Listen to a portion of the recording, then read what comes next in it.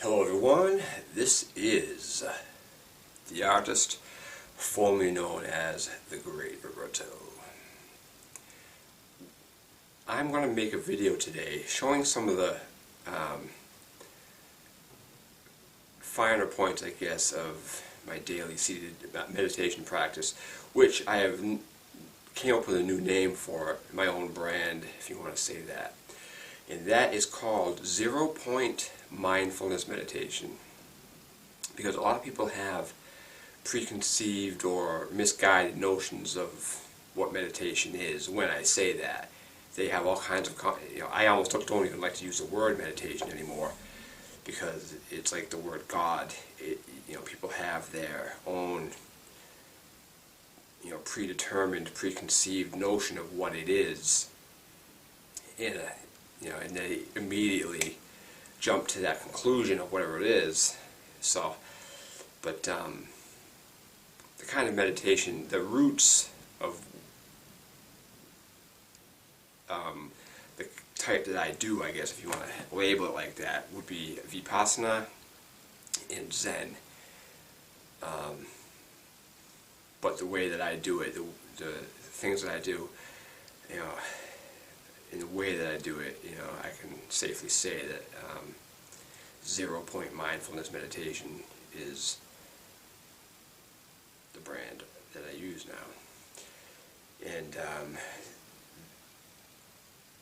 so let me just show you a couple ways to sit when you are meditating. Because a lot of people, some people I say, I'll tell them that I meditate. And they say, oh yeah, I do too. I lie down on the bed and I think. And it's like, that's not really, yeah, I suppose it could be, but that's different. That's a different thing, So I'm going to go over a couple of different ways to sit. And the first and simplest is simply get a chair like this. A hard, firm chair or a stool. And what you do is you sit down on the edge of it, not like this. You're not going to say, okay, now I'm contemplating, meditating. No, you're fucking relaxing. What you do is you sit on the edge of it, have your knees like this, back straight, sitting on your ass, have your hands like this. Now, there's a reason why I like my hands like this. Lots of times you'll see people meditate and they'll be like this. I just can't stand that. And I'll show you something in a minute of where I think that comes from. The hand posture means something, but I don't know what it means, but I can't stand this. This I like. You hold your hand like this, right into the left, and have your thumb up like this. And the reason I do this is because it keeps you mindful of your body. It keeps your mind locked onto something, a physical attribute of your body. That's why I do it like that. That's why I say to add that. Otherwise, you could just sit like this or whatever. But this gives you something to be mindful of within your body. So you can sit like this on the edge of your seat. Now this chair is a little bit low. I don't really, but still, if it's all you have, it's all you have. The important thing is to have your back straight, your head up and erect. Because you want you want your body to be balanced within itself, so you're not slumped over like this, you're not like this. You're sitting, your body is balanced within itself. That allows your breath to even out and become natural. So you can do it in a chair like this, if that's all you have. One thing I like to do is this. You can see this back here. I have a zafu on a cooler and a rug, and this is what I like to do. I like to sit in this, okay, and then bring my feet up like this. I'm actually working on an idea, an invention, but so now you're like this. So now you're balanced, your feet straight. You can sit like this, and now you do your thing. You meditate and keep straight, your body straight, your back straight, your head up erect.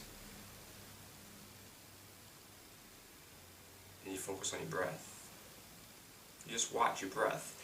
Now, meditation doesn't mean, well, it can, but 0-point mindfulness meditation means you're not thinking about anything. Like, lots of people will do something like this and say they meditate.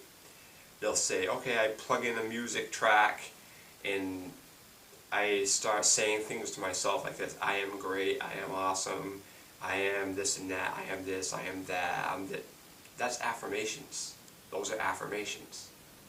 That's not meditation. If you're sitting back saying, oh, the world is great, I'm going to get everything I want, I love everybody, I love you, I love this, I love birds, I love fucking whatever. Those are affirmations. Meditation is silence. So you sit and you watch your mind. You just sit and watch your mind. You don't cling. You don't say to yourself, oh fuck, I'm not supposed to think about anything, because that's thinking about not thinking. You just simply relax and watch. Watch if your mind is racing. And the good thing to focus on is also the breath, because that's a sort of barometer as to where you are. If you're breathing in a certain way, it tells you where you are emotionally. So you just watch your breath. Watch your breath even out. Now you can have your eyes closed or open, it doesn't matter. You know, there's some people, like Zen for instance says leave your eyes open. There's other people who say close your eyes. You can do whatever you feel like. Sometimes leave them open, sometimes close them. I find that I just naturally close my eyes.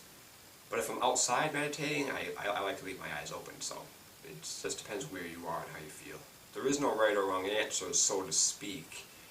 It just, the goal of this is to get to that 0 point, and 0 point is no thought.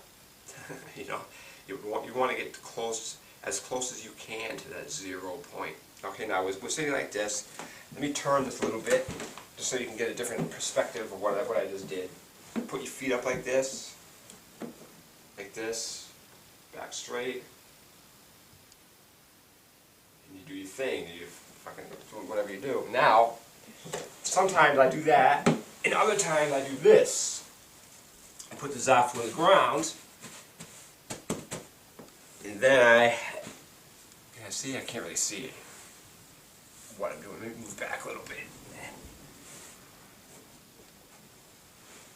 Put the zafu on the ground and sit in the lotus. Now, what you do, actually I'll go with the half lotus, because that's what I do more often, because the lotus, you know, the half lotus, 1 foot under like this on the ground, the other one up on your leg like this, and then you just adjust your ass so your back is straight, so you're sitting on the ground. And then your hands go again like this. Be mindful of your body, back straight. And you want your body to settle into itself, your back.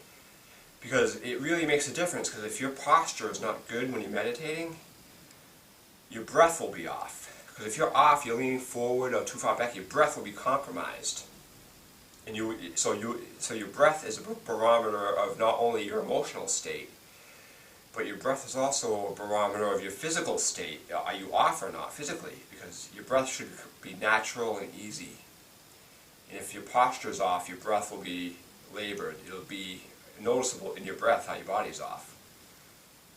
So again, you just breathe, watch your thoughts, be mindful of the feelings in your body, the noises you hear. Don't reject anything. Just allow your thoughts to move. A good analogy that I've heard is, it's sort of like clouds in the sky. Your thoughts represent the clouds, but your awareness is the sky itself. So some days it might be really, really cloudy. Some days it might be so cloudy you can't even really see the sky, but other days there might be no clouds in the sky. So you just watch your thoughts go by. You know, you don't condemn, cling, or anything to anything. You just watch them. And this is where the term mindfulness and equanimity comes into play, because to be mindful of what's going on in your thoughts and your surroundings and your feelings in your body are very important. But if you attach meaning to them, you know, good, bad, or indifferent, whatever it is, then you're clinging in some way. So equanimity is very, very powerful, because you apply as much equanimity as you can to any given situation and circumstance. And you watch your thoughts and do your best to apply as much equanimity as you can. And then, as you know, with daily practice, you get better and better and better at it. So mindfulness and equanimity are some pretty important aspects to remember. So, and now, one thing that I haven't mentioned yet is time your sessions. Time your sessions. I use my iPhone, and I sit for 30 minutes every day.